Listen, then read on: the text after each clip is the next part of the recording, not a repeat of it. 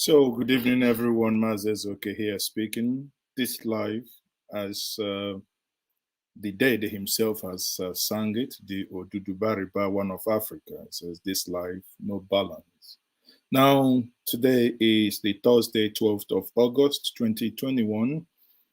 I want to say to everyone watching me, irrespective of where you're watching me from all over the world, good evening.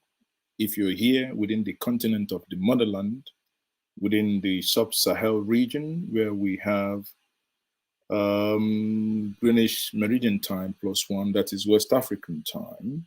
It is about 1849, that is roughly 10 minutes to 7. And we will be having some serious conversations today to look at some of these issues that we've read in the papers. As you all know, what we do here is to explore the truth behind the headlines. The truth behind the headlines. You will know and you would agree with me that we do not engage in propaganda, neither do we engage in misinformation. Here, we look at facts dispassionately. That's why sometimes when we look at the comment section, it appears some of you would only want us to go in one direction only. Sometimes it's good to put the mirror in your face. While you speak to others, you speak to yourself. As we say in my place, in my neck of wood, as some of you would know, when you point one finger, that's only one. How many is actually pointing back at you? How about that? Once more, it's my pleasure, and I am still Mazi is okay. You're going to be my guest this evening. But before we continue, let's get the comment section busy. But before we do, please do me a favor, like this video and subscribe to this channel if you haven't. There is something I have noticed of late, and it's not only me, everyone who broadcasts on YouTube complains about the same thing. There is something sort of YouTube algorithm being suppressed. So if you're watching me on Facebook, if you want to come over to YouTube, that's very much welcome. If you haven't done so, if you haven't subscribed to our YouTube channel, you could as well do so. Kindly subscribe to this channel and like the video. Just click on the like button. Just click on that like button. Reason is, that is the only way, as it appears, the only way we can suppress that, or rather bypass that YouTube suppression. I don't know why that happens. I wish I knew the reason why that does happen. Again, let me just take the first 30 seconds and to say once more hello to everyone. Ugo Nwabweze Oraka. Thank you for joining me. It will be nice to know where you are watching me from. I have people from Facebook, Innocent Ibiai, Godwin and Kem, Engineer Sonny, Paulo, Osito Juku, Volantama Mobi, Okunola Hafez. We have Mecca Chinedu. You see, one other good thing is that here it's cosmopolitan. We are everywhere. We would look at how Bode George removed the dross, the underparts of Bola Ahmed Tinubu. As we say, I think some older ladies watching me would understand what I mean. Half shimmy. What's that for actually? Half Somehow it appears Bode George removed the half shimmy of Bola Ahmed Tinubu. It's getting interesting. But on a serious note, there is this picture trending. I believe many of you would have seen the picture.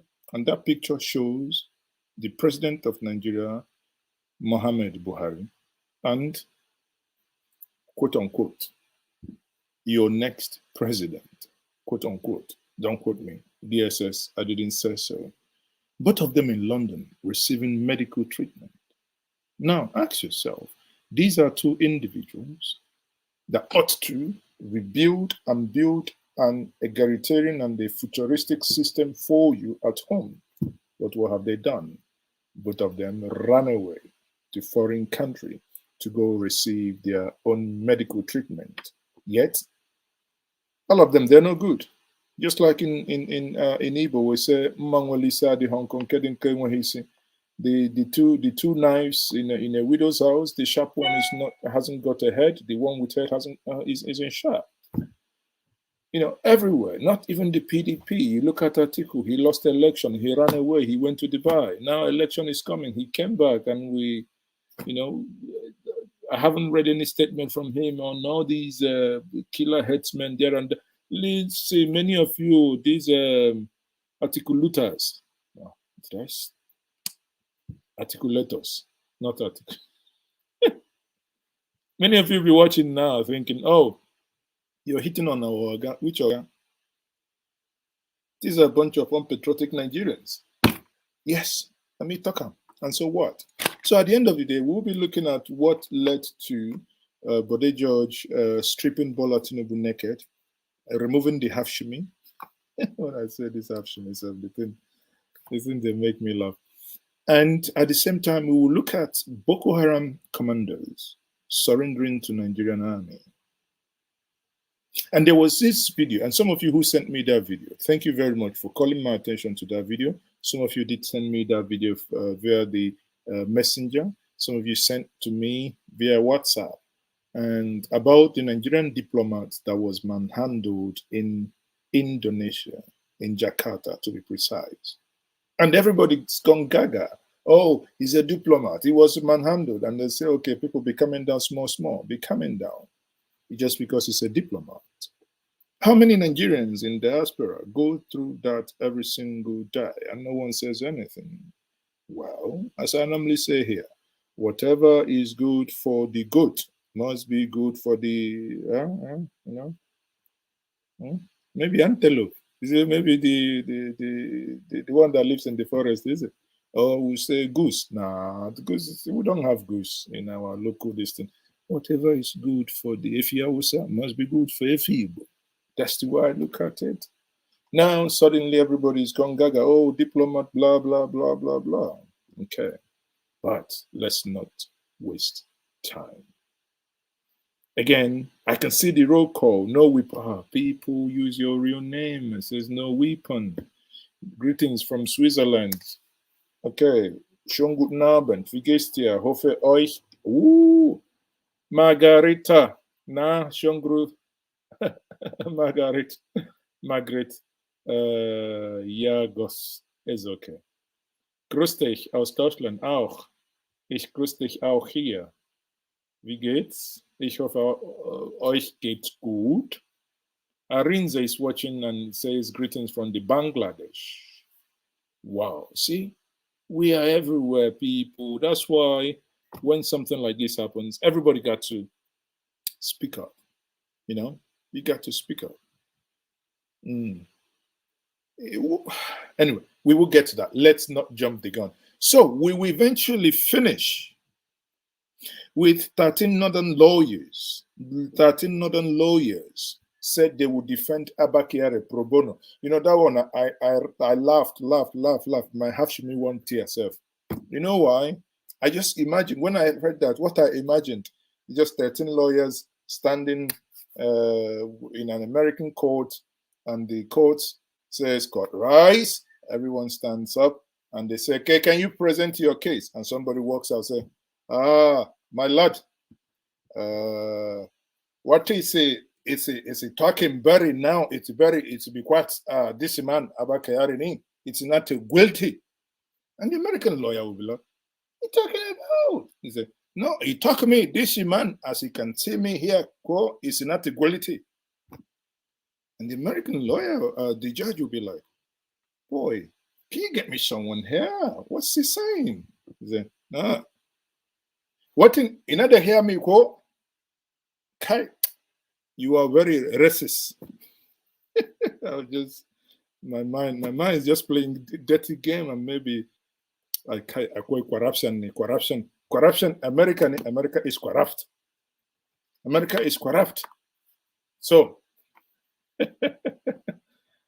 13 lawyers. Oh, Jesus. Maybe 31, I don't know. Maybe I think I had 13, but this is a region where you have a lot of injustices going on, people who need lawyers pro bono, but no one cares.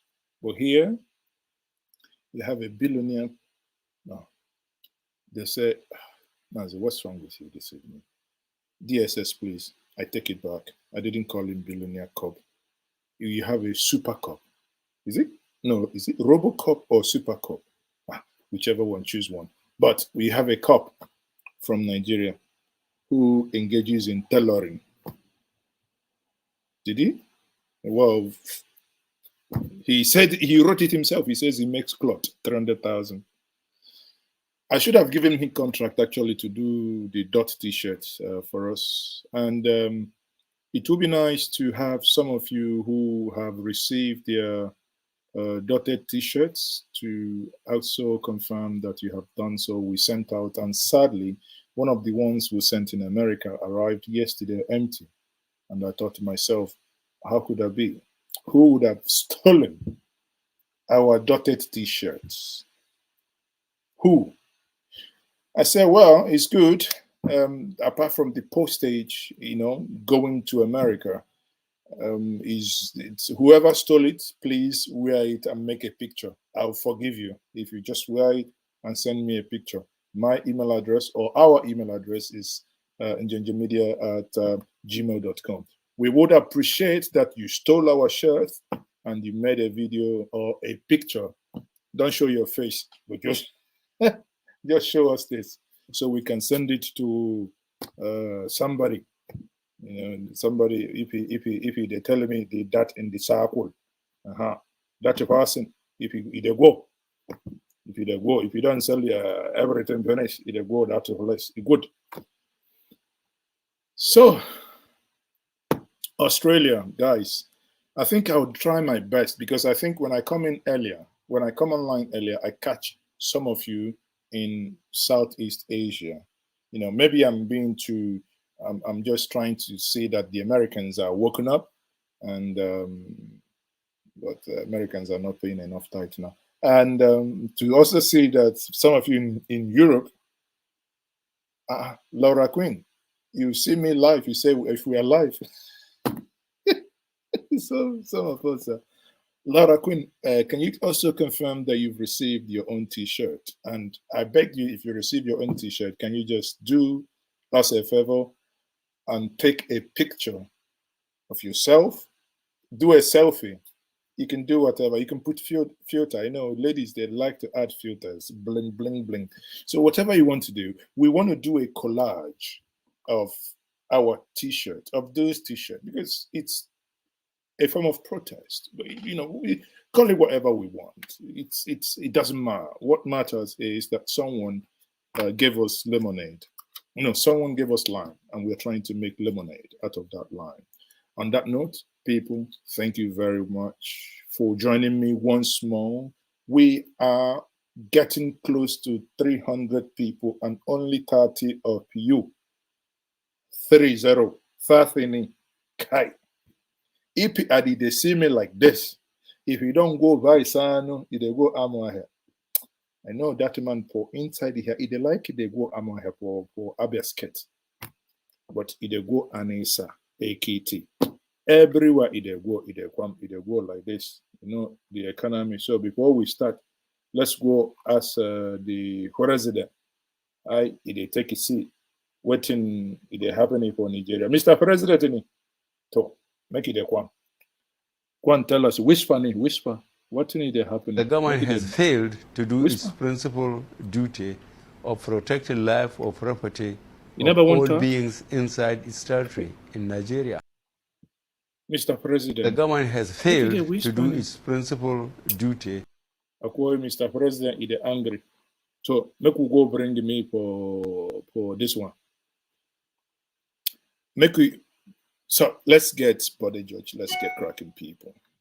From the southwest. Oh God. Hello, sir. God. Sir. Oh. Hello. Yes. Yes. I can hear you. Yeah. So yes. I would like you to respond to those issues. Is Bola Ahmed Tinubu the best man for the job, as Senator Ogunlewe argues, from the Southwest? And then, what kind of private company did you have in mind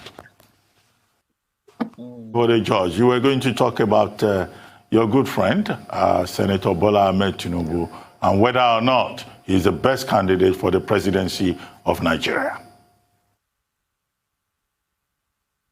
You know, when I got Ogunlewe, the best candidate for this country, that kept me thinking. Because if you go into your archives, you would have seen the comments, vicious comments made by Ogunlewe against Bola Tinubu. Because you are there now. So why can't people be consistent? Why are you dancing like a masquerade in the market? If we take his rulership in Lagos, the 8 years he spent here. Mark the words. He didn't say governance, because there is a difference between governance and rulership. Okay? So mark and underline what Bode is saying there. He's saying rulership. Let's go. To put it on a scale between 1 and 10, how would we judge him? He's not more than 1. And we are still talking about the way he has appropriated of this state. The alpha beta that he's still using as a money from the treasury of Lagos State is still on. For God's sake. So, is that the kind of man? No, sir. No. I am ready to debate with Ogunlewe anywhere. Even in the graveyard at 3 o'clock in the morning. He's talking absolute nonsense. The best. Hey, sir, be coming down. How can you be, you're a chief and a chieftain. How can you be this angry? You want to go on to graveyard and talk by 3 a.m.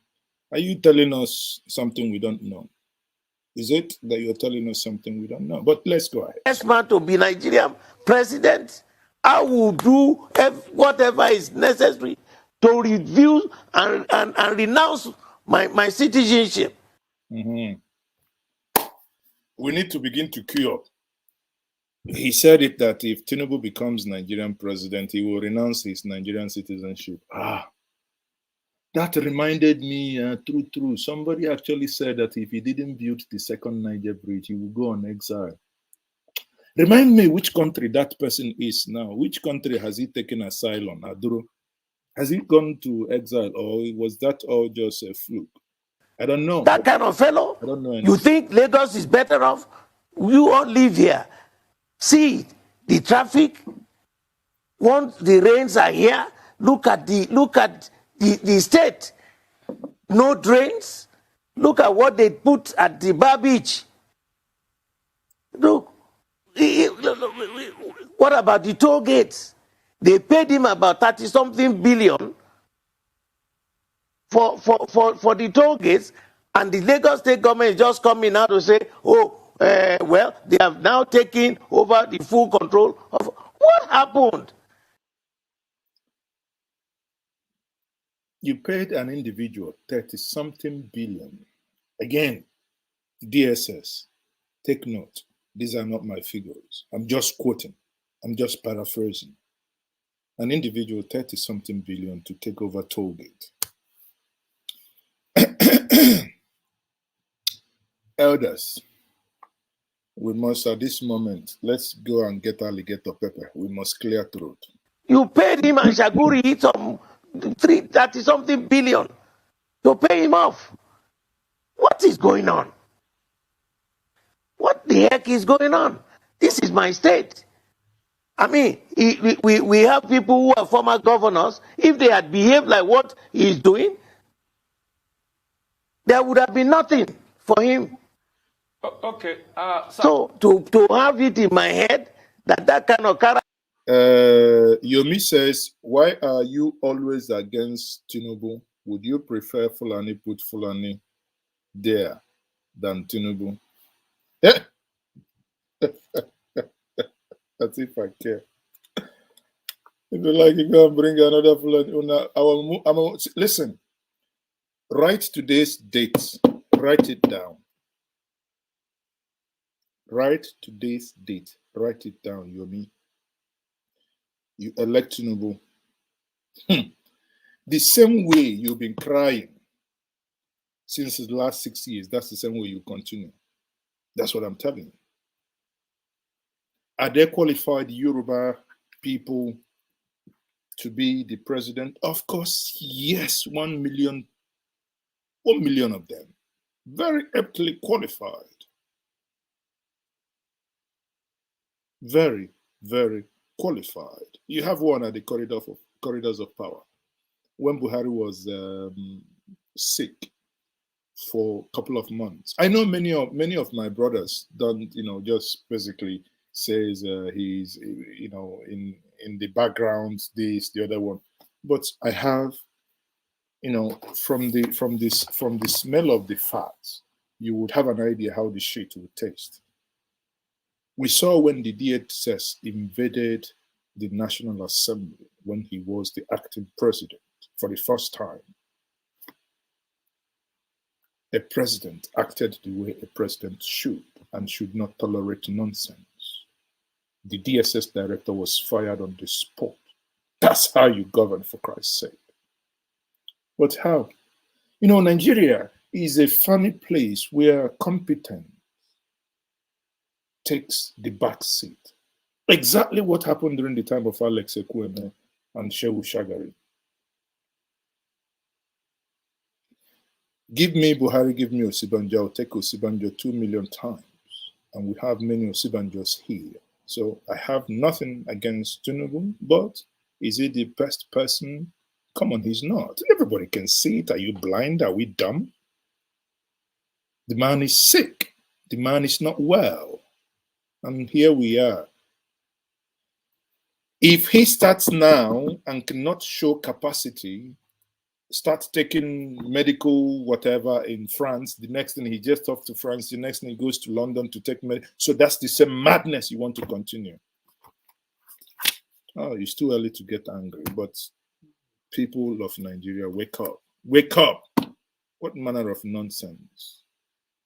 What manner of nonsense? But what do I know? We're talking about, well, we'll probably get to that if election would actually hold. Let the people decide their future. People, it's what the people want. The people want to decide their future. How do they want to progress? They're saying they are tired. Listen to them. People, listen to them. I see nothing. I'll leave it at that. Be nominated. Please go and check all of them. Something is wrong with them. Adeshe Ogunlewe did go ahead to say that he has the mental capacity and is qualified. He has the best. Look, see, let's be real. Anytime it gets to a place where somebody has to come to national TV and begin to defend somebody's mental capacity,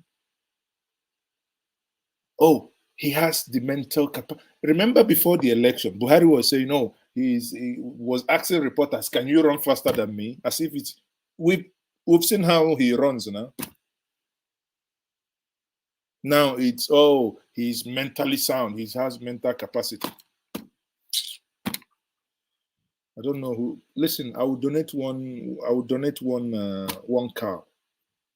Whichever God, Amadioha, Shongo, whichever God will have offended, even if it's Momuye, will have to go and donate your own God. Donate your own God. Donate your own fowl. I will donate one cow. Efibo, not the other one that they kill people up and down. I will donate Igbo cow. We'll go and appease whichever God, because this madness is getting out of hand. Education qualification to become the president of Nigeria. What do you say to those things? I'm talking about Senator Bola Ahmed Tinubu. That's what Kingsley Adesina did say about it. He has the mental capacity. He's mentally aware. Jesus Christ. Honestly, listening to this, I feel somewhat violated. What we are discussing is that he has the mental capacity. Listen to this again. He has the mental capacity. You know, once I listen to this, everything that happened 2014, 2015 begins to come back. Because this is the manner of nonsense that we were watching. Oh, he's mentally fit. He's medically fit. He's this thing fit. He's going to stop medical tourism. Oh, he has 100 days. What's it called again? 100 days. My covenant with the people. Before 100 days, everything was denied. I will restructure Nigeria. It is now denied. I would, where we were told we'll make $1 equal 1 naira. CBN. And before you know it, the dollar myself opened the bend and ran away. Dollar has run up to 500, is it? Where is it? $1? We'll make 1 naira equal $1. Everybody is laughing. Now the argument is, oh, I am mentally fit.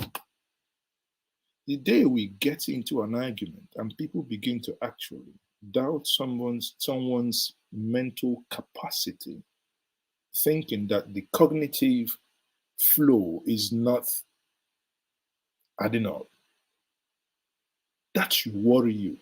Not the argument that somebody, a layman for that matter, comes in and says, oh, he's mentally fit.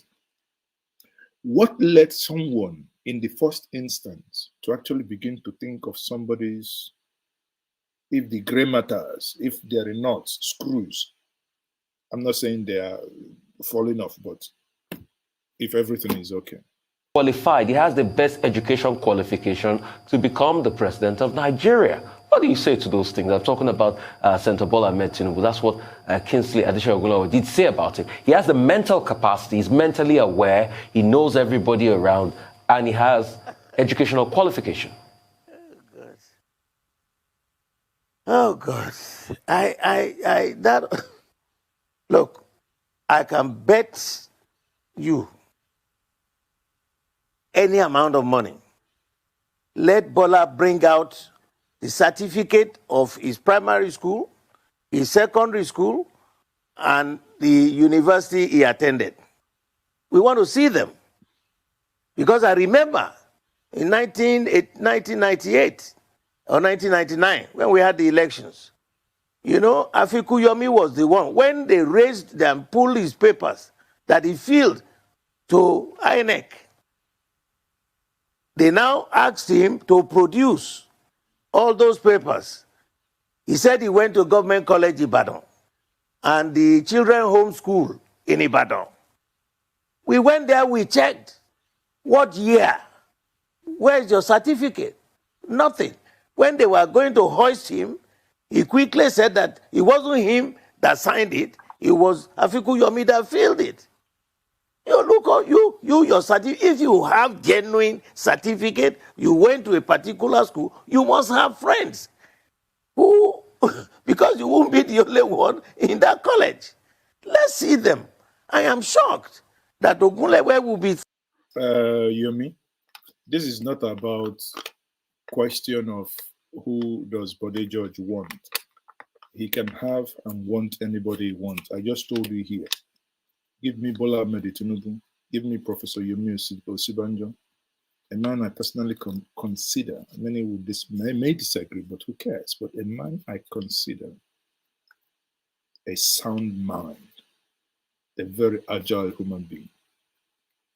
By the virtue of the time he had governed the things, we all saw how he was able to interface with the Niger Delta.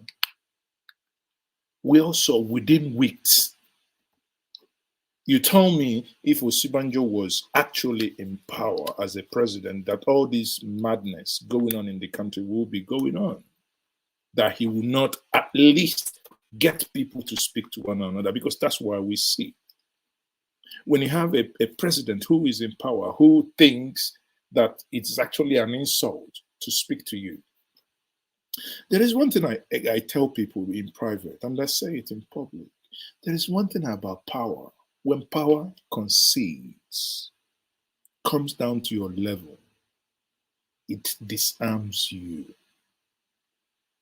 There are people you might be seeing only on TV, you see them president, but when they are so humble and come to your level, it disarms you. All these agitators from A to Z, if the president had ever come down to their level, sit with them by age, yes, he could be a father to all of them, with the exception of Professor Banji Akintoye.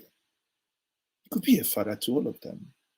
If he had ever come to them, spoke to them as a father, sit them down, there is no way every single one of them will sit down with the president, talk about issues, give them concessions, do the little you can. Yes, we know Nigeria is so complex and jagajagad that you cannot do everything.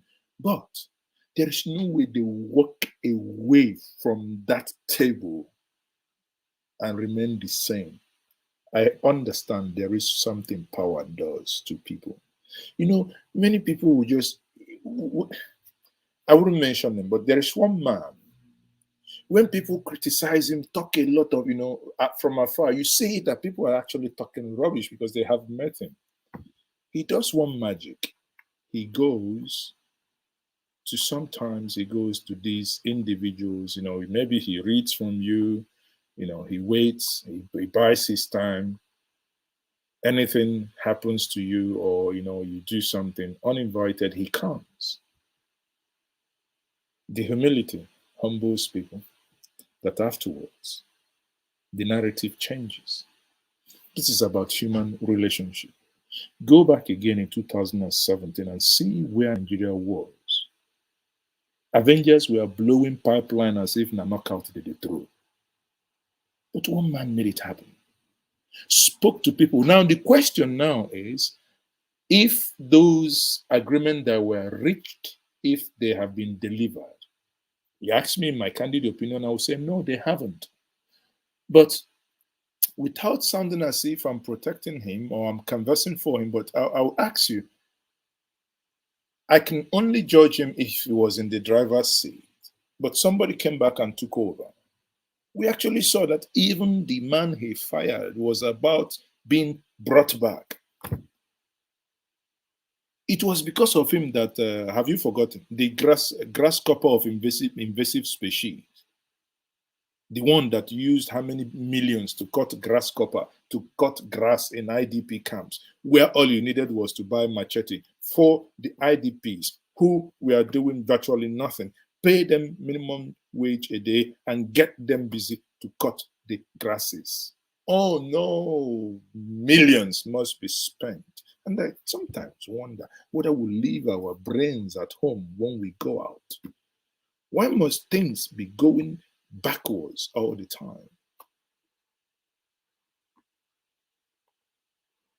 Anyway, I found it so funny because when it got to Tinubu's certificate, the man eventually tore the dross. Laura Quinn says she wants a customized. Some of you are crazy. Customized half shimmy. Okay. I don't know. Should that be a customized dotted on your dot half shimmy? There. It's okay. Saying this in public. He knows for real that this fellow doesn't have all these certificates, and I'm not hiding it. Let him bring them out. Look, the days of lying and telling a load of bull is over. Completely over. Whatever you have, tell us. If you are from whatever, tell us. Why are you afraid? You must be afraid because you know that people will find out a lot of things that are illegal. That's why.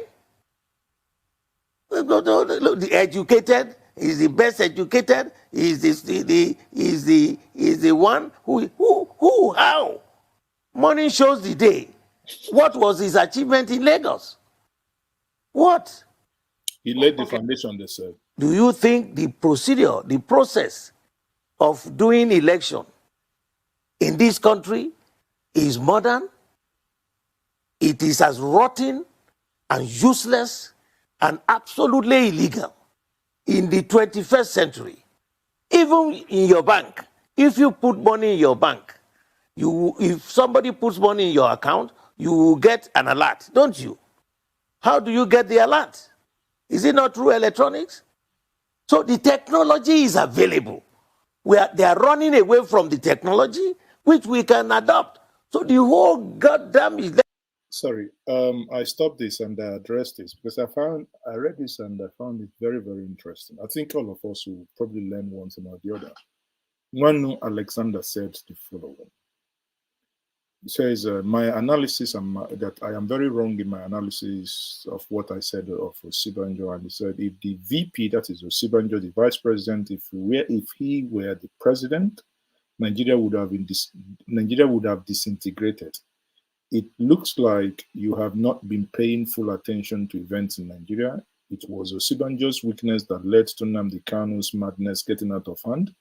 Under his watch, Kanu was allowed to disregard his bail condition without consequences. He took the return of Buhari's to restore law and the other. Where do I start? With all due respect, I do not know Wanu Alexander, I do not know you, but with all due respect, I can deduce that your comment is full of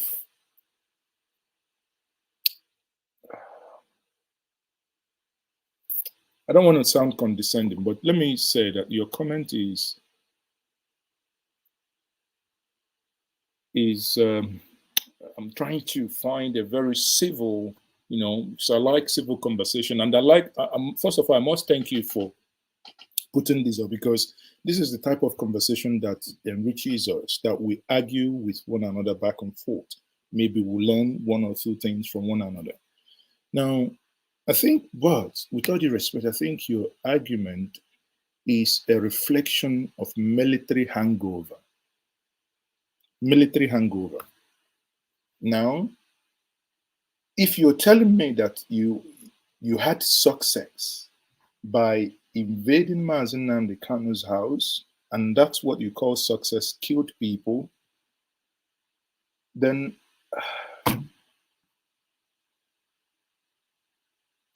I wouldn't be, I have no apology to say that I will be disappointed because that is not civility. Now, one, there is separation of powers. You have the judiciary, you have the executive, right? You have the legislature. Now, it was within the ambit of the judiciary that granted Kanu's bail to revoke the bail, not the executive. So, Buhari, that controls the DSS, does not come into question. It was a full responsibility of the judiciary. What the judiciary should have done, if you think that you've granted Mazi Ezeoke bail and I'm flouting your bail conditions, you write me. If I fail to honor your written invitation, you go through those individuals that have shorted me to say, this person you've guaranteed that he's going to do X, Y, Z is flouting this. I want him back in the court that will review this. If any Baribe ignores you, if the person in question ignores you, my dear, what you do, that is common sense, is you use the civil authority, you use the police to effect an arrest, not using a more tank and air raid. That is, anyone who supports such madness is still living with and is still living in an era of military, is suffering from military hangover. Sorry, and I have no apologies for that because that's what it is. So it is not weakness. It is about following due process. Okay, Mr. Boxer, he has boxed everybody now, and Afari Beku was invaded. See the mess we're in. See the mess we're in. But you think it was weakness that Osibanjo went to Niger Delta and started having conversation and started talking to their leaders? You think it was weakness that the late President Umaru Musa Yar'Adua went to Niger Delta and spoke to them and asked them, come, drop your weapons, we will do X, Y, Z. You think that was weakness? Hard man now. We don't see now. We don't see where hardness reach us.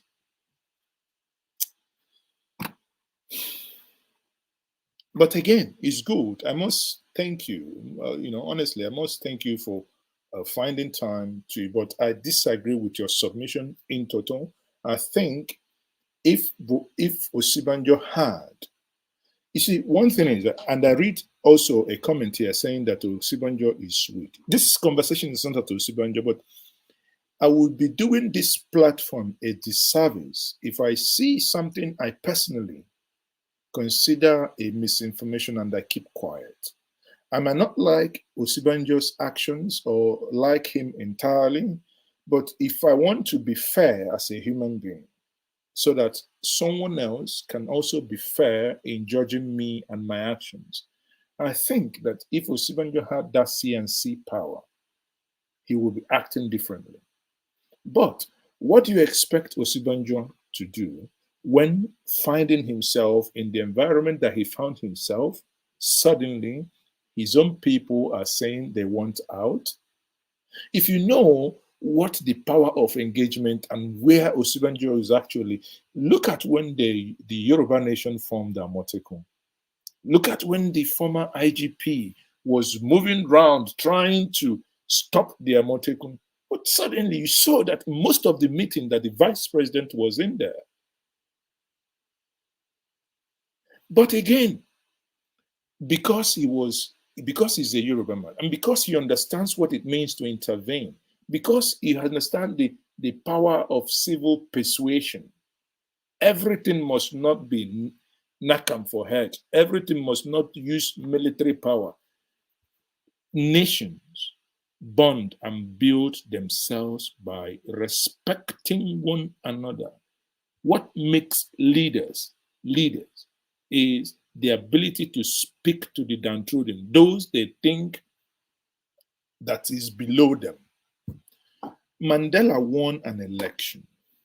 He had the powers as the South African president to tell every freaking white man to go away from South Africa, and it could have been done. But no. Maturity, exposure told him there comes a time you take different approach. There comes a time you take different approach. And that's on that one. I would obviously let this finish, then we continue with other. Action that we are doing is all rubbish. The LASEC was conducted. Who put the members of LASEC? Is it not Bola Tinubu? So they are it's like you are trying to now undermine your boss. If you went out on that election day, you see the apathy. People are completely fed up. We are struggling. We are trying to change the method of voting. It is rotten. It is useless. Absolutely useless. And then you see continue. You fill the form. You press something. It cannot go into the electronics. Why? Why? It's all by paper. Anyway, at the end of the day, the old man really dealt a blow to Bola Ahmed Tinubu. Again, it's, this is political rough fight. Don't take some of these things to heart, because these are two gladiators fighting. Bola Ahmed Tinubu is not from Lagos, but has governed Lagos. He is from Lagos. He hasn't governed Lagos. Remember, he was imprisoned. He was, I think, one of the controller of was it prisons or customs? But eventually, he was accused, eventually caught, kind of found otherwise. He was accused and he was jailed. That's, Bode judge there. Bottom line is, irrespective of where you stand, I do not stand for PDP, neither do I stand for APC, but as a human being, if you look at issues not by, political view lens, ethnic, landscape, blah, blah. Bode George, Bola Ahmed Tinubu, and Osibanjo are not Igbo. They are not from my kindred. They are not, but they are all human. That's one thing that unites us together. They are all human. Cut me open, cut them open. What you see is white blood cell, blood gushing out. We are all human. Therefore, common sense dictates that we should be looking at issues dispassionately, not probably from a mundane, perspective. But having said that, it is also, like I did mention before, it is also slightly worrying, when we probably begin to think of, kind of trying to distort facts, or maybe out of emotions, we begin distortion of facts. That's also not very helpful. But let's, before we now go further, let's quickly run with this story that talks about the Boko Haram issue here. And it is very simple. Here you have, sometimes honestly, sometimes, pardon me, but here in trying Nigeria, to understand trying to understand what happens in Nigeria sometimes gives me headache. Why? Here we have Boko Haram fighters and commandos.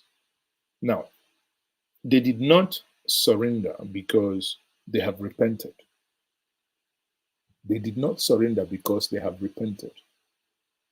They did not surrender because they've suddenly realized, oh, sorry, what we are doing is wrong. They surrendered because they were overrun, bumped out of their rat holes, and they have nowhere again to go. Suddenly, they came, displaying placards that they never knew, and many of them, never understood a single thing written on the placards, displaying them, now saying we have surrendered.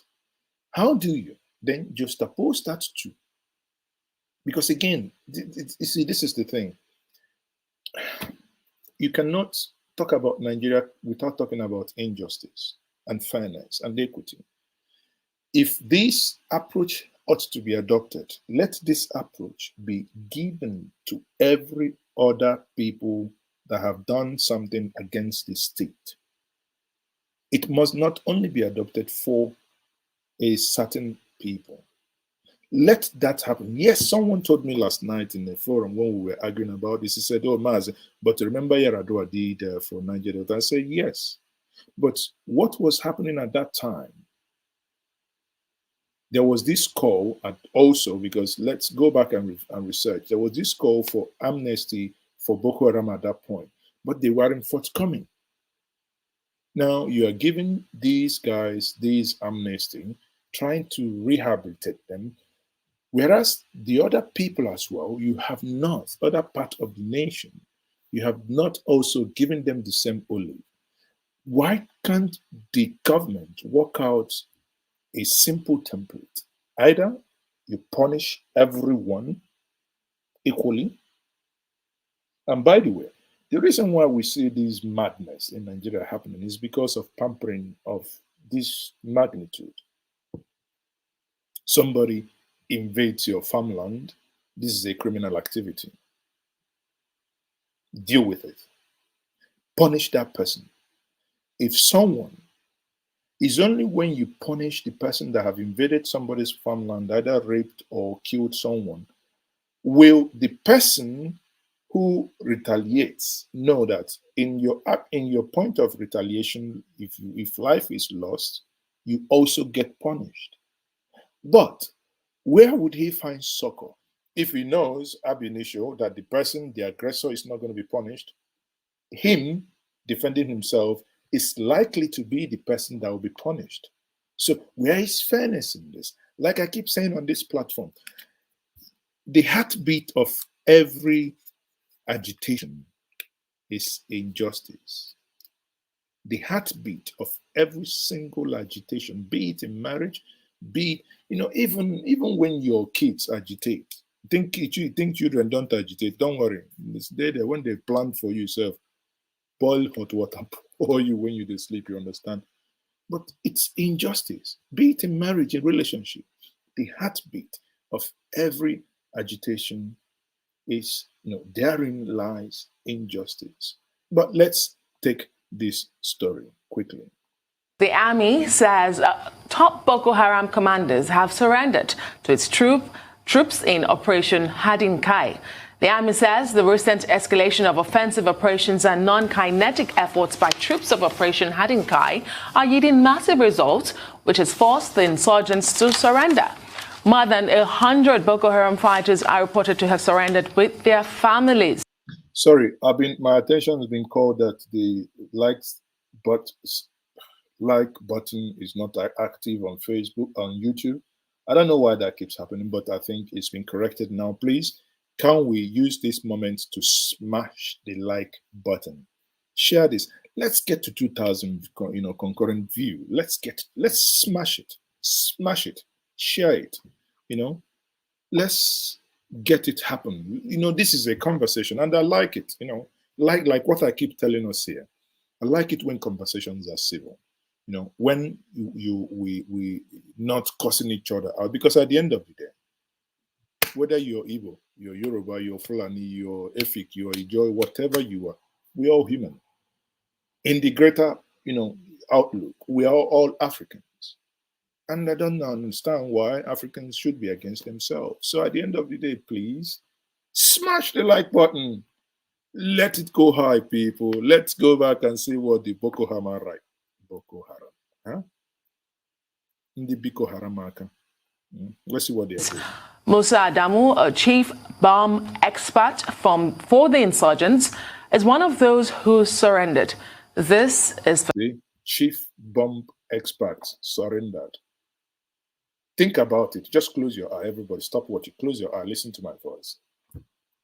Chief bomb expert surrendered. And he will be given spaghetti. He will be given some maybe fermented kunu. No, maybe not fermented. He will be given kunu. If NEPA take light, the kunu will ferment. And out of ignorance, he will drink it and he will get high. Oh, he will not ever come to the idea to use the cupboard,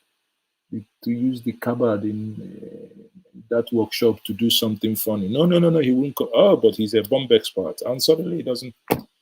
Listen, what manner of rubbish are we even listening in this country? Fantastic news. We should commend the troops. No. I think we should look at the various dimensions. Is this a publicity stunt by the Nigerian army?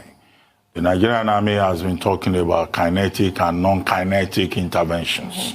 And, the spokesperson of the Nigerian army has been proposing this as a triumph for their non-kinetic interventions. But to what effect? Because I don't think that, it has a significant impact in terms of the perception of the Nigerian people or the Nigerian public. Yes, in military measures, from the US to everywhere, you can adopt some methods of engaging the terrorists, of engaging the criminal, but, that has been very controversial in terms of how you deal with crime. In other words, what I'm saying is that this idea of giving toiletries, groceries, and jollof rice to over 100, 700, terrorists and their wives and children, over 700 of them. Look, is that what will solve the problem? So, justifiably, many Nigerians are concerned, and they are saying that you cannot be attacking IPOB in the southeastern part of the Nigeria You cannot have Nnamdi Kanu in custody. You cannot be threatening to get Sunday Igboho, expatriated from Benin Republic. And then you'll be giving jollof rice and groceries and toiletries to self-confessed terrorists who are criminals. And then you put them together. They are even carrying placards. Who wrote those placards for them? So this is, insensitive, in my view.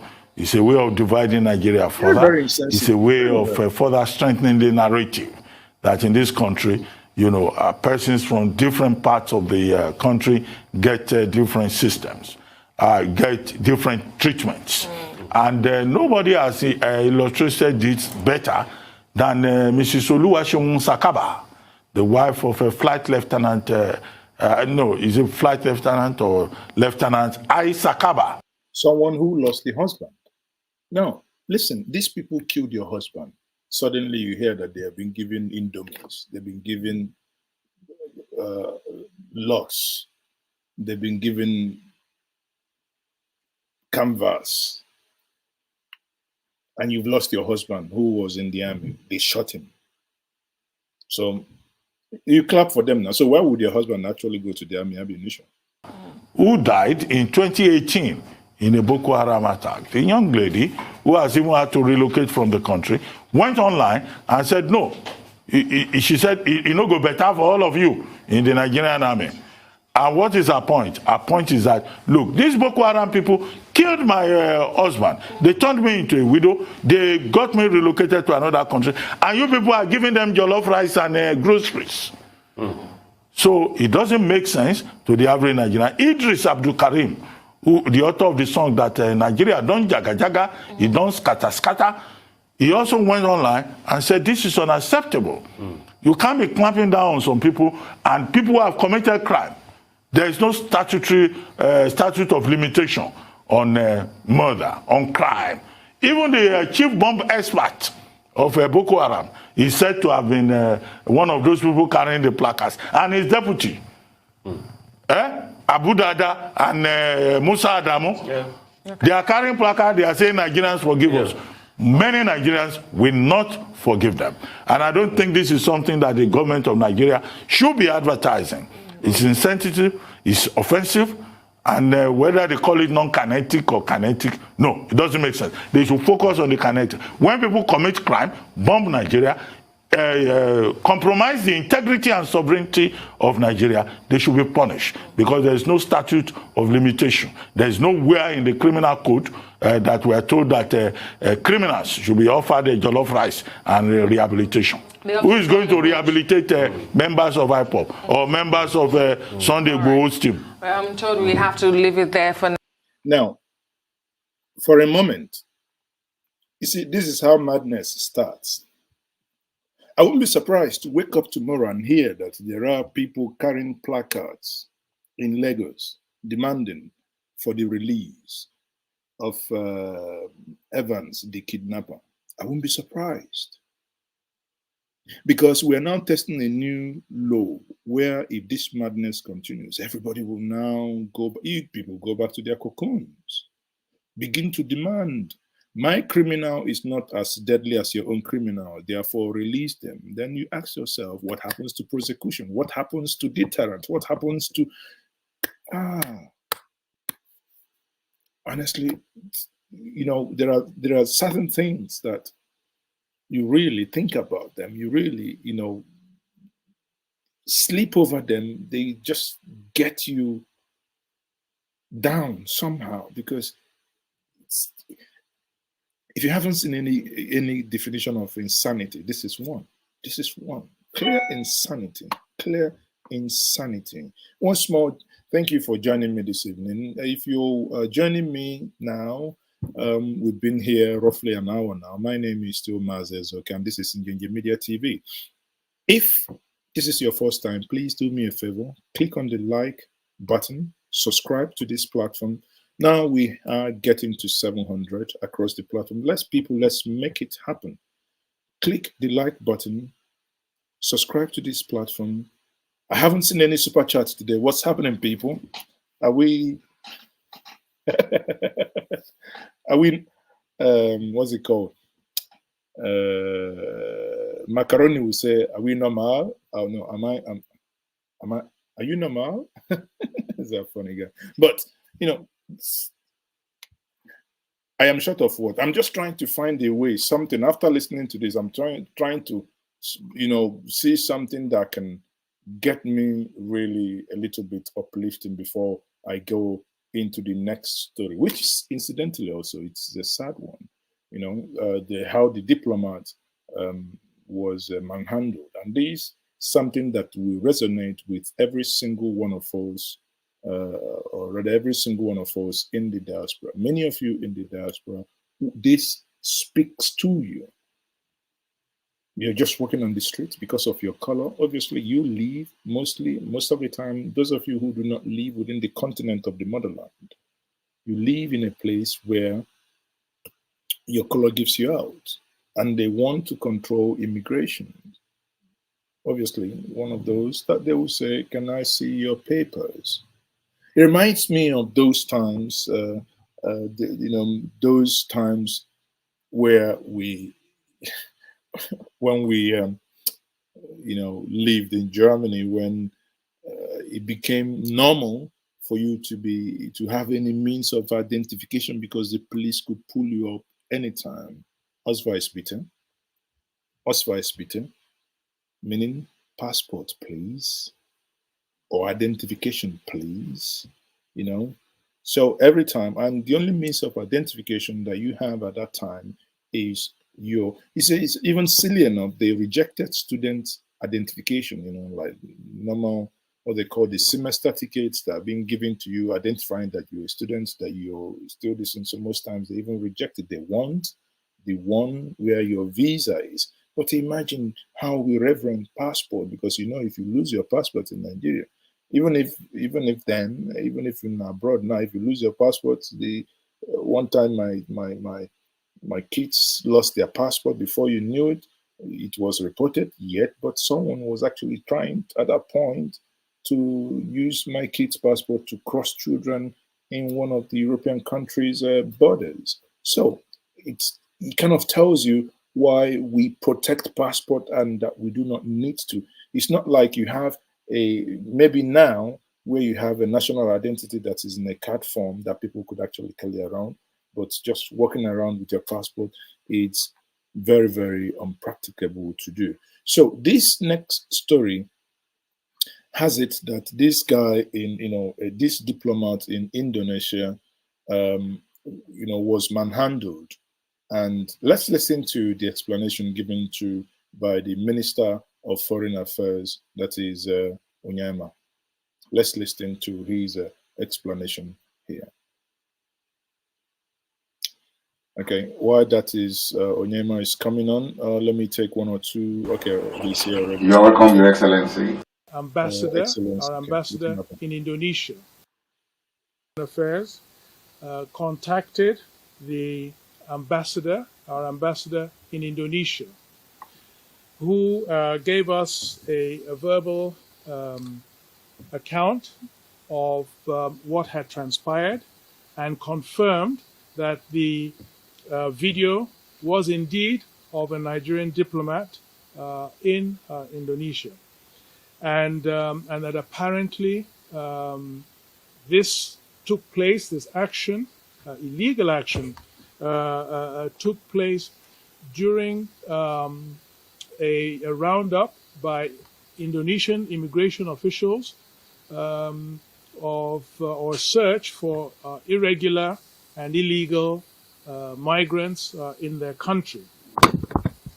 Now, the first thing we did was to request that the ambassador submit to us a full and comprehensive report of what happened, to reach immediately the home ministry, the Ministry of Foreign Affairs in Jakarta, to lodge a formal and a strong complaint against the actions of these immigration officers, because under international law, the Vienna Convention, diplomats, and diplomatic premises are inviolable.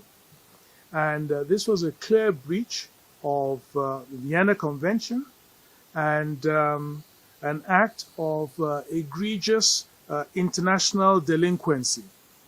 Now, the following day, or yesterday, we summoned to the Ministry of Foreign Affairs the ambassador of Indonesia to Nigeria, and again complained in the strongest terms. Now, to cut the chase here, people, the story has it that the ambassador was coming out of the shop. I mean, that's according, because I've watched this video, was coming out of the shop and he was accosted. And as usual, he told them that he's legally resident there. And, they took him inside the car to take him to his residence to provide obviously the legal documentation. But according to him, they gone past, I think to their station or whatever. I think according to him, they gone past where they are supposed to. So at that point, he started thinking, oh, holy moly, these guys appear as kidnappers, because if it was immigration office, this is where the office is. Why would they go past that place? So at that point, he used an object and started hitting it on the glass, trying to attract attention. At least if somebody is kidnapping you, you attract attention for people to know that now, before you say your last breath, your last prayer, this is here am I, and this is what had happened to me. That's when that video of where they were trying to shut his mouth started, the whole thing started playing out. Now, my concern, and I think, let me see if the minister would address that towards the end. My concern is as follows. It's sad that this thing had to happen to this man, but it is, I don't know. I don't want to come across as if I'm mocking or I'm taking joy in it. No, but it is also good that it happened, at least to bring the awareness of what other Nigerians have been going through. To bring the awareness, that's where I think it's okay, because if this had happened to you and I, who are not diplomats, apart from the video, that's it. Apart from, yes, we watch the video and so what? There is never a time the foreign minister will sit down and be addressing Nigerians because a Nigeria had such treatment in Indonesia. No, it will, in 50 million years, it will never happen. So, if this will lead to other nations paying attention, knowing that our lives matter as well, on no account should any individual be subjected to that level of of that level of abuse that was meted on him, be it an embassy staff, be it you and I, be it anybody. No, there was no crime involved. There was no resistance involved. So, sometimes it could be very hurtful, because for many people watching me now, many of you in the diaspora, there is no succor. It's not even an option to relocate and go home. Go home to what? To which job? To which security? To which water? To which light? Many of you watching me now, your kids can't even stay home. I remember one time, one of my little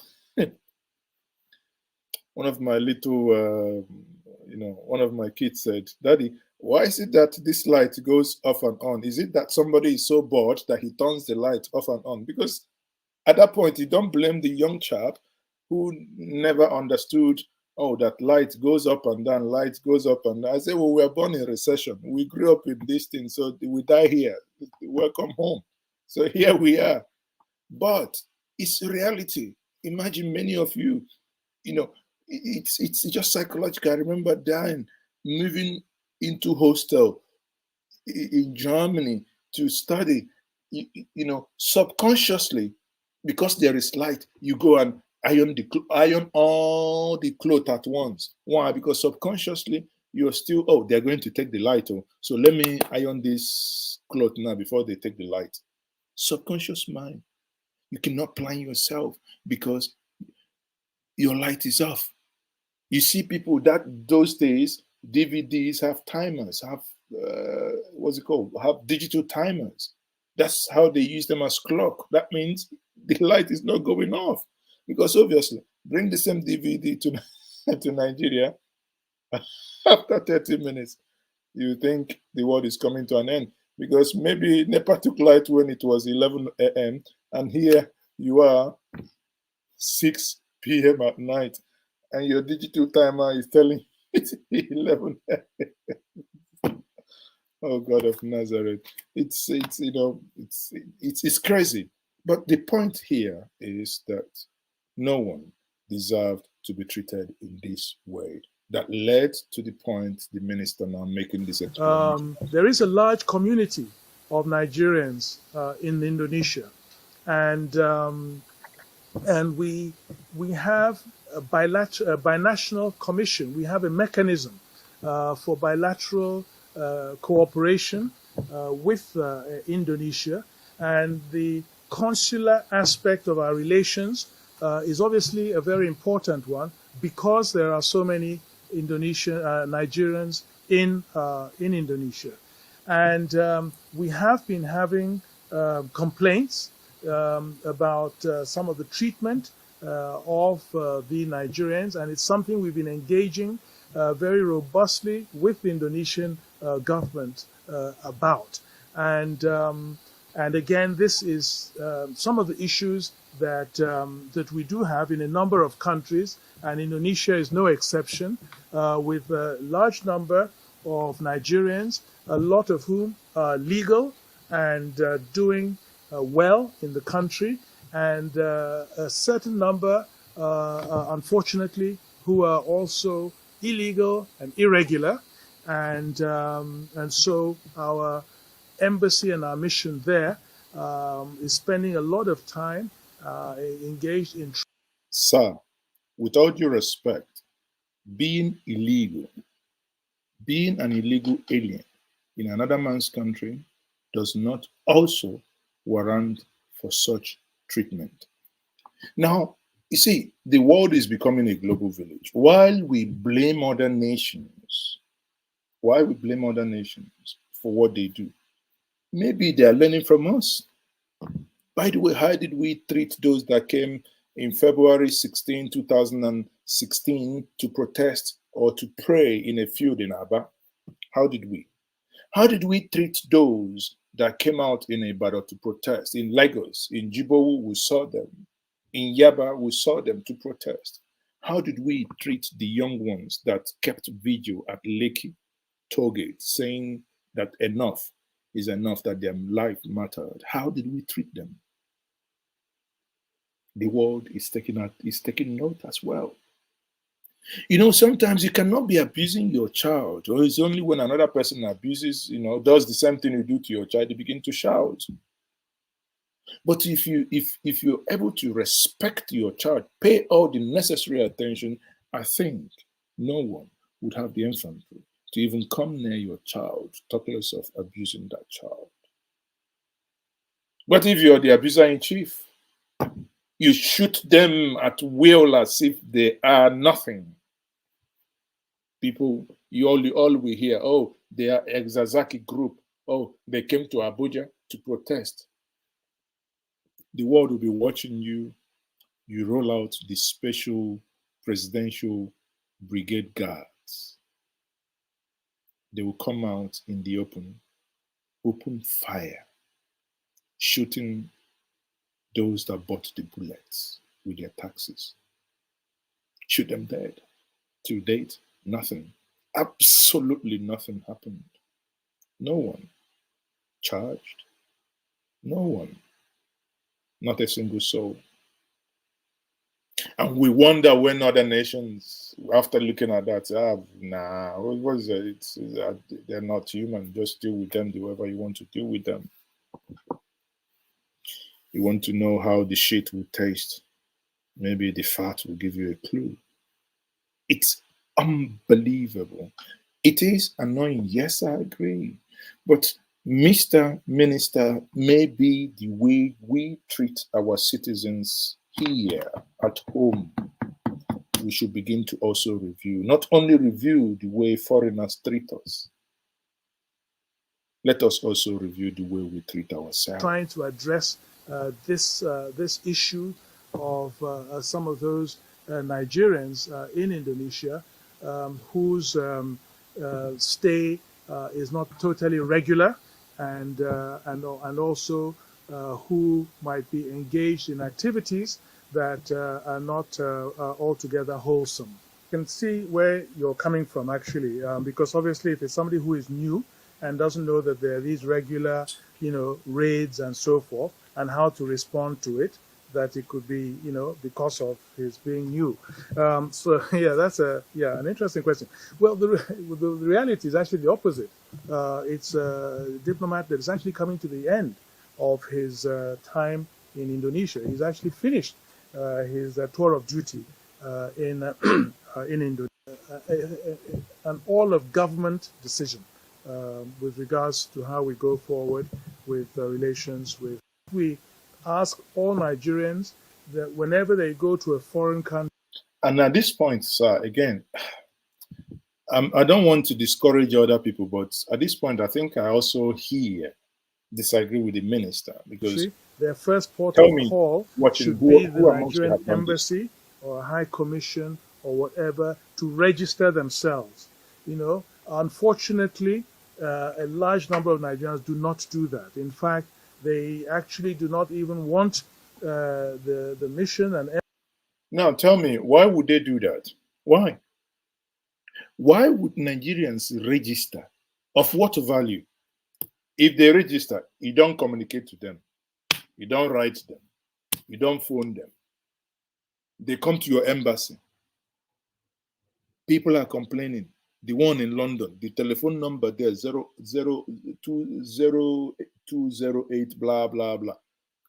They call from Kingdom.com. Nobody picks their call. The same thing happens in Spain. The same thing happens in Berlin. People will call, you won't pick their call. They now travel from Munich to Berlin. You now say you don't have appointment. Someone will now come through the corner and say, oh, okay, come, I will help you. Because you're a woman. Yes, there she has a big breast and nyash. Okay, let's go and go and book hotel. I would come in the room, in the other room, and I will help you. And these things are condoned. How? How do you build confidence that people would actually want to identify and register on their own? I remember there was a time, I think that was Nido. Actually, I remember I helped in developing the template then. You can send it out to people, they'll fill it in so that you have a database. You send it to people who say, who cares? If somebody dies, the embassy doesn't show any interest. And nothing. Even the passport you pay, the one you pay with your own money, still no one is interested in helping out. So why would people, sorry, Minister, but again, sorry here, but I honestly see no reason why Nigerians would actually want to listen to embassies to know anything about them or where they are. And it's only when there's an issue, we see something in the social media or they get into trouble, then they come, running to the embassies. Yeah, but it doesn't matter how many British fly into Nigeria and go to British embassy to register. But the moment they have issue, they have consular service within 24 hours. So, is it that our population is so massive that you don't have the manpower? Then increase the manpower. So what's the problem? You know, so this is unfortunately what happens. But the ideal situation, and what we urge all Nigerians, whenever you go to a foreign country, please report to the embassy. Register with the embassy so they know where you are, your contact information, and can give you whatever support services you. Okay, Nigerians, you have heard it. Whenever you go to a foreign country, register with your embassy. They will give you the consular support that you need in case anything happens. At this moment, I am very happy that we have found a solution, and indeed, I am happiness more. All right. Have you voted? I'm voted, yeah. Okay, so I'm happiness. I'm I voted. am happiness. yeah. Tell me your very, feeling very after voting. more. Yeah, after voting, I'm feeling okay. What I want, I get it on the result. I'm getting the party I want. So to say. Now, and that story is... oh, there. I think that story is better heard than, you know, let's... oh, dear. Let me... where is that? Where's that video? Oh, sorry. That story that talks about the... sorry about that. So the next story is about 13 northern lawyers saying that they will defend Abba Kyari pro bono. Now, what do you think? So you think they should go ahead and defend him, you know, and you know, everything will be fine, is it? At this point, I would say, Charlie boys, right? This life, you know, balance at all. You know, balance. Kwan, this life, as it be. So, you see, in this case, this life, no balance at all. Once more, if you're joining me at this moment, I am still Mazes, okay, and this is still Njenje Media TV. Kindly like and share this stream. Let's get the ball rolling. Back office, we are trying to get you that video quickly. Obviously, you know, so that we can actually look at what was said on that video. So the reason why we want to do that is that we do not want to be misquoted. You know, we do not want someone to say, oh, this was a mistake, we were taken out of context or anything like that. No, we always want to bring you the videos as they are, raw and very simple. 13 northerners, basically, northern lawyers. So let me quickly bring that up. I think that should be from YouTube now. Hold on.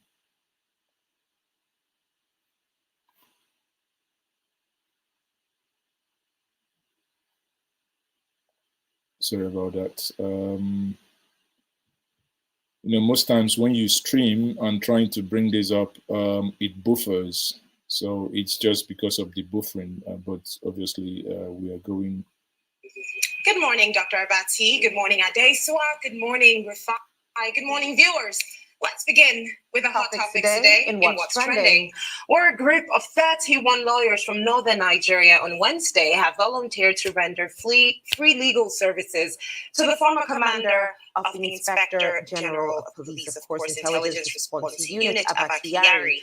Now, the spokesperson of the group, Sunusi Bapasalisu, in a statement said that the volunteer lawyers were drawn across the 19 northern states and, of course, religions. Well, according to him, the pro bono was in response to calls for support for Kyari by the coalition of northern groups. The spokesperson also said the lawyers volunteered to render free legal services for the preservation of Kyari's fundamental rights. Now, that might be potentially jeopardized by his alleged indictment by a court in the United States of America. Now, the reaction to this have been very, very swift, and it tilts towards one direction. The fact that about 19 different regions have come together to put together 31 lawyers to defend Abba Kyari against this indictment, to protect his fundamental rights. But then you think of the numerous people wasting away in prisons, even within those states where they were pulled from, who have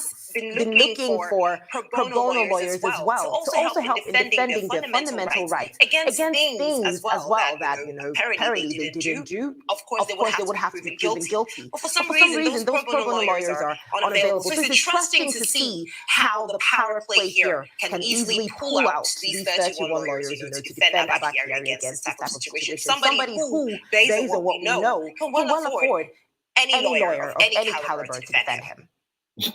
That he has that number of lawyers ready to, come to his rescue. But one thing is certain, the FBI doesn't care where your lawyer is coming from, if it's from the north, the south, Jupiter, Earth, or wherever, Mars. But what I find disturbing is how we have these habits, and it happens over and over again in Nigeria.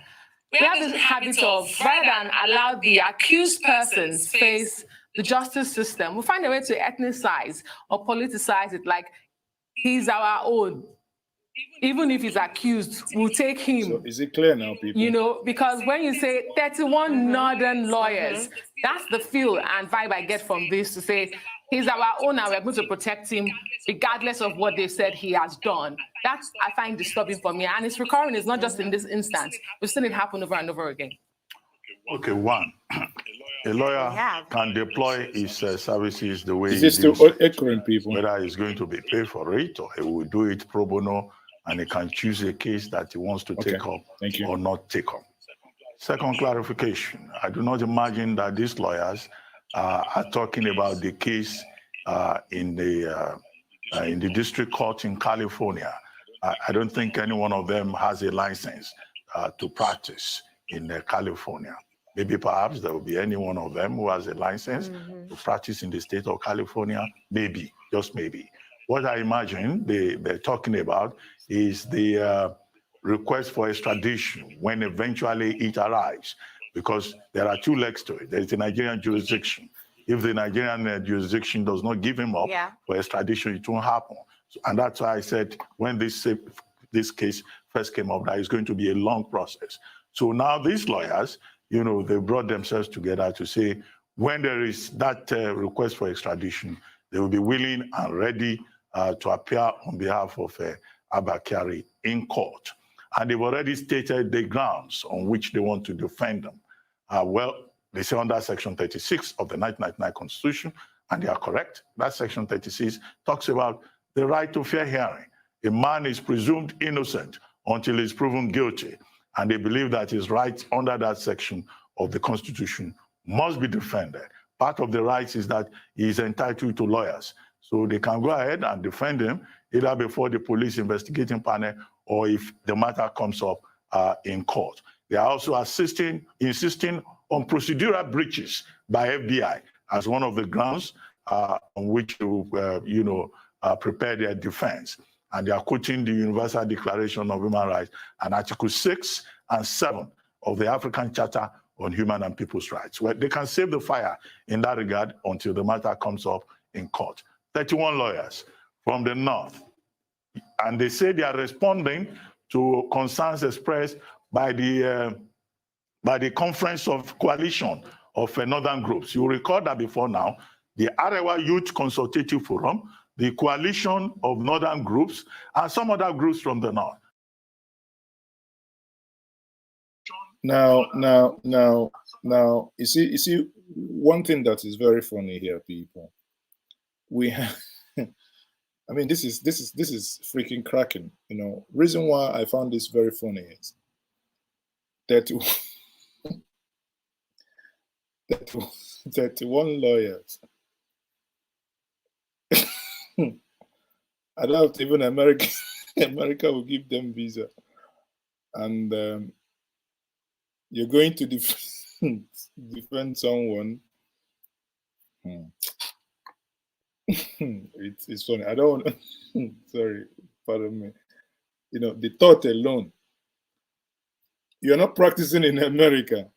You think it's you take hishpab lawyers You think this is Sharia lawyers, Abi? No wonder we have aeroplane drivers. This aeroplane is not even going to crawl, talk less of drive. Well, how are you going to do it? You go and defend Abba Kyari in America.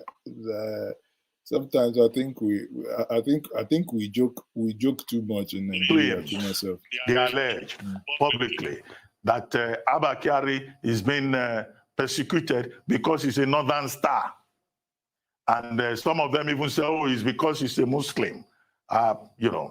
We'll be right to say we don't see that connection. FBI is not talking about ethnicity. FBI is not talking about religion. But this is a reflection of what happens in Nigeria. Everything is reduced to region, to ethnicity, to kinsmanship.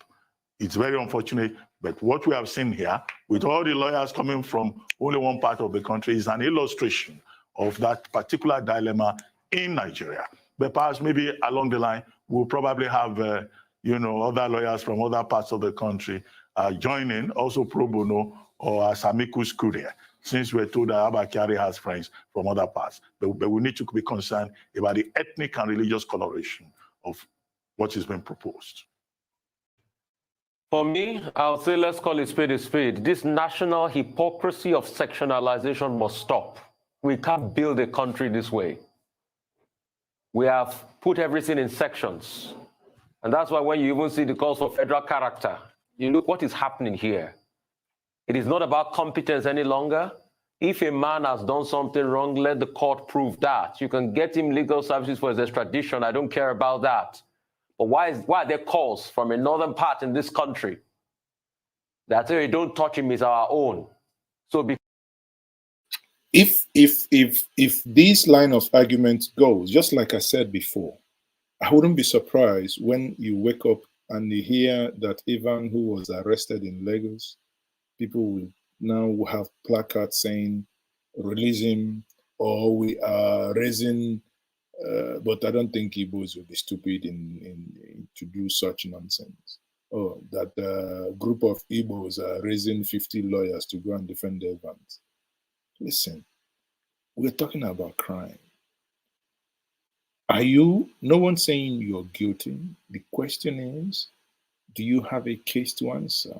If that is yes, go answer your case. It's as simple as that. Go answer your case. If you have a case to answer, go and answer your case. It's simple. So why? But I like Rufai's point of view, though. Because it's your own, if somebody does something wrong and there's evidence against him, people shouldn't speak again in the country. Just like you say the same of people in some parts of the eastern part of the country, people say it's our own. We ethnicize everything. So I say for this crime that has federal character, do we also get a bunch of Yoruba lawyers to defend Hush Puppy? Do we also get Igbo lawyers to defend Valentine? We can't build a country this way. We can't build a country on the grounds of hypocrisy. Let truth and justice reign. I'm not saying he is guilty. Let the court take its course. And find him guilty, you can represent him. But this idea of a sectional group of people coming to represent. Because of what? He was a shining star in the police force. But he lost the star with these allegations. People go up and go down. That's the way life is. If you want to keep being a shining star, you put your hands out of the cookie jar. Are we going to say because somebody was a shining star, he has done bad? We will not look at all the things he had done. Or are we going to say because we want to close our eye away from all of these allegations because he used to crack down at kidnappers in the past? And so what? He stopped making clothes. What kind of country are we building? What kind of sentimental country are we building? This stinks. This hypocrisy is smelly. It's worse than a regurgitating toilet. We can't build a country this way. If he has done something wrong, let him face it. If the court says he's innocent, then he's innocent. So for every crime now, we're going to say sectionality. Maybe someday so very in this country, maybe Boko Haram people are taken to court. We'll say, okay, northern lawyers will defend them, or southern lawyers will defend them. What country are we building?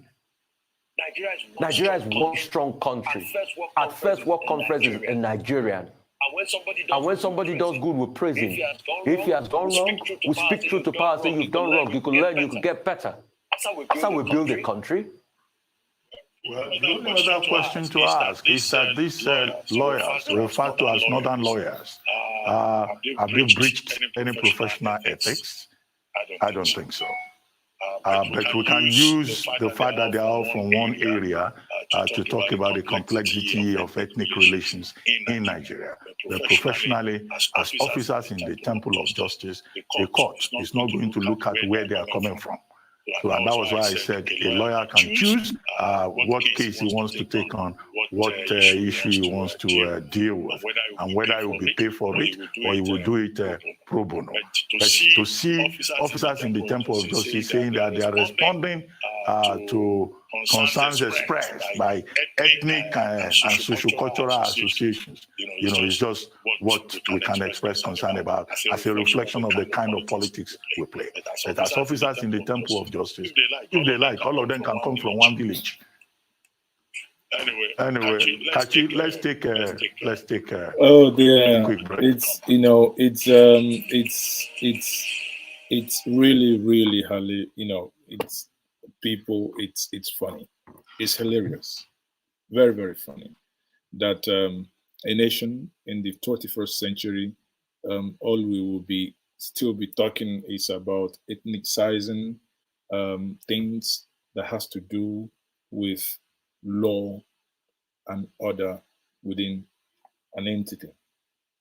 Now, before, I think I have a couple of minutes, obviously, let me, maybe, I hope it's not a mistake, but let me just give, some of you the opportunity, just open the telephone line for a couple of minutes. And if you wish to make any contribution, you can now call in. And, especially on this last story, or many of you in the diaspora as well, who may wish to ring in and make their contribution on that one as well. So, but, if we look at the whole story with the 31 northern lawyers to defend Abba Kyari, and if you go back to the issue of Bode George removing the half-shimi of Bola Tinubu. Oh, I have already a caller on the line. Okay, caller, who am I speaking to? This is Njoku calling from London. Okay, Njoku, good evening. How are you? I'm fine, thank you. What's your contribution? I will just tell you one thing. All these things you were talking about, the northern lawyers defending this Abba Kyari of a guy. People should wake up. The people are sleeping in Nigeria too much. I don't know what they're eating. I don't know what kind of food they're eating. I don't know. Maybe something's going to put in their head. How can you be in a country where every time something happens, that's when somebody remember I'm from the north, or I'm from the east, I'm from the west. Nobody remember is in Nigeria. I live in London here. If something happens, we don't hear is an English lawyer is going to defend the person committing the crime. David Cameron is being investigated for lobbying. Nobody come on here to say he's an Englishman being investigated. It's time we just decide if we don't want to be together, we don't want to be together. We just go our separate ways. It's as simple as that. Because we had a constitution where we agreed 3 different zones: the eastern zone, the western zone, and the northern zone. Since after independence, they've still been meeting. The first time the South met, it created a problem for them. Why is something so good for one people is not good for the other people? Yeah, what is good for the goat is not good for the sheep. Thank you. If what happened to Abba Kyari now was to happen to an Igbo man or a Yoruba man, look at the girl from Ministry of Finance. It's just common NYSC certificate. Mm-hmm. They forced her to resign. Yeah, she resigned. Yes, that's correct. This one is still suspended, not even resigned though. He's suspended, now he's still getting paid. Why is he still on suspension? With all his benefit and entitlement. That's what people don't understand. Why they are constituting the team to investigate him. They did not even say, okay, go on suspension before they constitute the team. He was there, they constituted the team. Which means the team is already compromised. You cannot be in a senior position and the team to investigate is constituted while you're still in office. It doesn't happen anywhere. No, but Nigeria is not anywhere now. Nigeria is Nigeria. I don't know what to say in Njenje media. If I continue talking about Nigeria, I feel like it just. I'm so pissed off. I'm pissed off. I'm here, but I'm pissed off. Yeah, but I'm meant to travel to Nigeria. I can't travel. Yeah, but I'm just concerned what they're doing there. You should be calming down because Nigeria is like civil service work. Now one corner head they take carry on. If it be as it go do, you go do like this, the thing go drop. Make you no go break your neck. Thank you very much, Njogo, for calling. Yeah, thank you very much. So that's it. So for those of you asking the number to call, that's +2347080042206. That is the number. You can see. I do most times wonder when you say the number to call, but the number is on the screen. Okay, and we still ask which number. I don't know which number. Or do you mean my account number? So that let me know what we. Yeah, hello. Who am I speaking to? Good evening, Marcy. My name is Reverend Michael. I'm calling from Abba Kyari, Scotland. Okay, Reverend Michael. Go on. Yeah. Thank you. I like your analysis all the time, and I watch you. Maybe one day I'll find money to send to. Okay. It's about this Abba Kyari issue, and what creeping up in my mind is the fact that Nnamdi Kanu was brought back to Nigeria without proper procedure. Rendition. No one seems to be talking about this. And now the same people are trying to protect someone who has been indicted. Is there fairness at all in this country? Okay, but we need to, in the spirit of fairness, we need to be very clear. This is a group of individuals. Nothing coalition of nothing groups. Now this is not government, so that we don't distort facts. Now nothing stops another group to say, okay, we are going to go and defend this person. And again, if I think Rufai actually alluded to it in his submission, we've seen that when Ohanese's delegates that was led by former governor of Anambra State, Chief Dr. Chukwu Emeka Ezefe, Okwadike Ibuku, when they've gone to the trial where the accused did not appear in court, which is another, things that make you think, what manner of a country is this? You are holding someone. You got a date to bring the person to court. You got to court that same day. You, on your own, still did not bring the person without any plausible reason, and we are discussing it. So my point remains is nothing stops any group, anyone, to do the same thing they do. But again, question you have to ask yourself is, are we actually competing on stupidity? Because the whole thing is just basically nonsense. If someone who has been accused, of course, everybody, you, me, him, we must have the right of fair hearing. So if the issue is that here, for you to extradite a Nigerian to United States of America, there ought to be an extradition hearing. So let it be. Do you understand? So it's not like one person, you go kidnap this person, because actually the right thing should have been done in the case of Nnamdi Kanu should have been that they've gone to a Kenyan court. You see, I don't want to get into legalities here because it makes me sick, because the system keeps changing the game plan in the middle of a game. So one more point before I let others come on. The thing is, I'm from Benue State. Although I left Nigeria in 1996, and you don't tell. Yeah, so I know what my people are going through, and now when it comes to this extradition, they are saying that Nigeria is sovereign nation. I've never heard Nigeria saying they are a sovereign nation when they collect money from the United Kingdom or America or all of these things. Every time when it comes to doing the right thing, we suddenly remember that it's a sovereign nation. Well, it's also something that has to do with your pride. You know, when you are a beggar nation, when you beg for, you go ask people to always help you out in the basic things. Ask yourself, why must we want to build an airport, we need the best Western engineer. Why don't we begin to, have you ever seen any good road constructed in Nigeria by local engineers? No. Aside Ebonyi State. The reason why I say that is, the reason why I brought Ebonyi State, because that's the only state I have seen where they are now using locally trained people to construct their own road. They've moved away from whatever every other person does and now said, okay, we're going to use cement to construct our own road, bringing their own initiative to bear. If not, it's the same thing. We're only sovereign. You are right. Only when it comes to, issues like this. But when we need to assert our giant of Africanness, we start working on mosquito limb.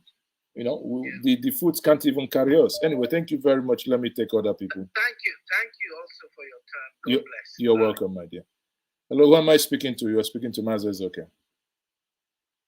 Yes, Mazes is okay. This is just call me AB from US calling. AB. Actually, yes. Like ABCD. This is like ABCD. Yes. Okay. Just AB. This is my contribution. Actually, it is very, very. I don't know why people actually worrying themselves whether is there Fulanis or Hausas that represent Abba Kyari. It's okay. My simple contribution is this: let Fulanis go represent him. He will be jailed. They can further, they can further expose themselves. But this is just my advice to Americans. They should make sure they get interpreters, because even we, other Nigerians, we don't understand them. And then their education system there is coder system. So it would be nice if they go, represent him. This is my contribution. You are very wicked. He said they have to get interpreted. Get interpreter, and I will have to write to Washington to let them know I'm pay them ahead. Well, if they can hire me, but unfortunately I don't even understand them Bye. either. Oh, Mr. AB, no wonder you said AB. Now I'm singing ABCD. Wallahi, waiting. Okay, I am one of the liars. Now we have 32 liars. So I am one of them. I will go and I will represent him. So if you call me now, I'll talk to you because I'm going to be the liar. So good evening. Good evening. Is somebody dead here? Kai Benini. If you're calling, please turn down whichever set turn it off, whichever set you're using, so that we can communicate via your telephone line. Oh, this guy this guy cracked me up. Yeah, hello, good evening. Yeah, okay, good evening. Yeah, good evening, my dear. This is Reverend Michael Amatuku from US. Oh, Reverend, you're welcome. Thank you. You're like I said before, you're doing a good job. I said it the last time I spoke with you. Thank you. You see, what is happening in Nigeria is just a clear indication that the country is no longer one, and that nothing, absolutely nothing, will make it to become war. It doesn't matter what happens. Now, they have played into the hands of the white men to really understand exactly what is happening in Nigeria. The three Israelis that came to Nigeria are now testifying to the world. All right. And lawyers who are applying to go to defend Abba Kyari. We are not saying Abba Kyari is a criminal. We are not convicting him. But these 31 lawyers, all from the north, I think we should allow them. In fact, are you suggesting we contribute money for their flight so that we can be happiness more? We enjoy the music now. Okay. Let the North also contribute the money and fly them to California. Let them go over there and disgrace themselves. I mean, this is my contribution. Okay, thank you. The more they do, the more they expose themselves. Thank you very much for your contribution. Thank you. All right. Have you voted? I'm voted, yeah. Okay, so I'm happy I'm voted, yeah. tell me your feeling after voting today. Yeah, after voting, I'm feeling okay. What I want, I get it on the result. I'm getting the party I want is the one going on. Thank you for that. What are you expecting from these people you voted? I'm voted, they can do what you want, and then when they want, what they want, inshallah, we're happiness more. So now I am happiness more because every one of you is voted. So what we want is what we get. The party we want now is the party we get. We have the party, it has 31 candidates. Me, now 32. So we go and we show everybody that we can do fantastic job. America, you think you can come here and you tell some people you can come and arrest our super corp. Why can you arrest our super corp? We show you. It's not, we don't talk nonsense. We're going to show you something. So you think we are not, you cannot, we are happiness more. Me, I am happiness more. If I don't say for super chat now, I go happiness more. Huh? So if you won't go for America, you come to Mazi, you go buy me a ticket. If you don't buy me a ticket, you go California. But you know, and then they watch me for something. They call me for Jadijiji. Whether they call me, you know, for that one woman, they do some court case. They watch them for TV, for channel 419. If you go for DSTV, if I go channel 419, if you go there, you go look me, you go see the woman, you go now judge. One Amaria, they do judge. So if they carry for hammer, if they not come, he say, I don't finish. But the problem they see, if me, liar number 32, they go American.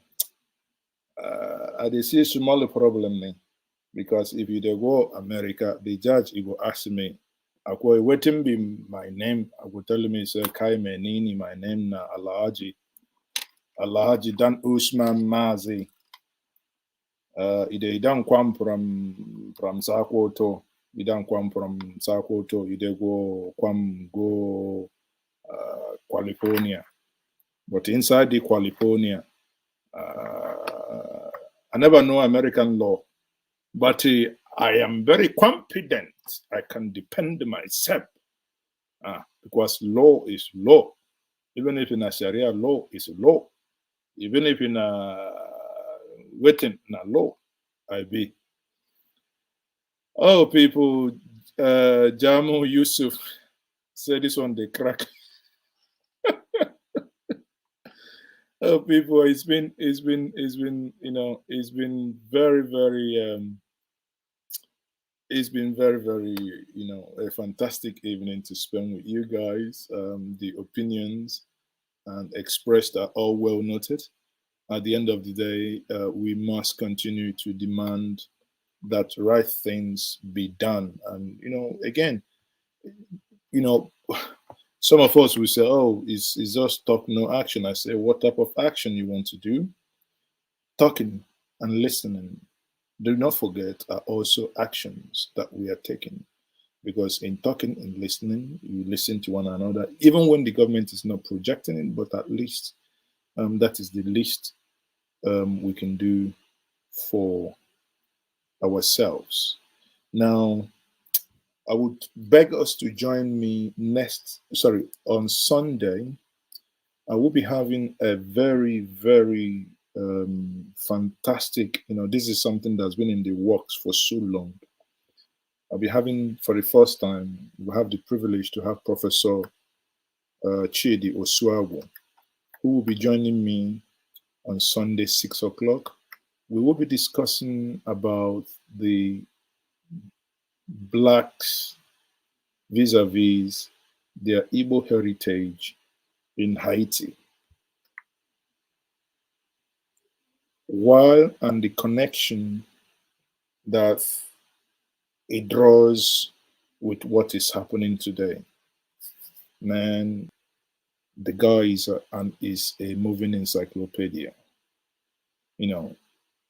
I hope that conversation will end in 2 hours, because if not, we'll fix a rematch, because it's going to be a fantastic conversation. Join us here next Sunday, 6 p.m. Again, do not forget to join me on Friday, Street Parliament, where we also take your calls, and we would also look at some of the critical issues that has happened during the week, because it's a recap of all the weekly events. On no occasion should you forget tomorrow, the day we do with palm wine. So someone sent me this. You know what this? So it's good. That's a gift for me to keep refueling my, so that we will be in the spirit. At the end of the day, all of us will be happiness more too. Join me tomorrow, same time, so that we will talk about critical issues as well. Saturday, Street Parliament. Tomorrow is Friday Hangout. It's a very relaxed atmosphere.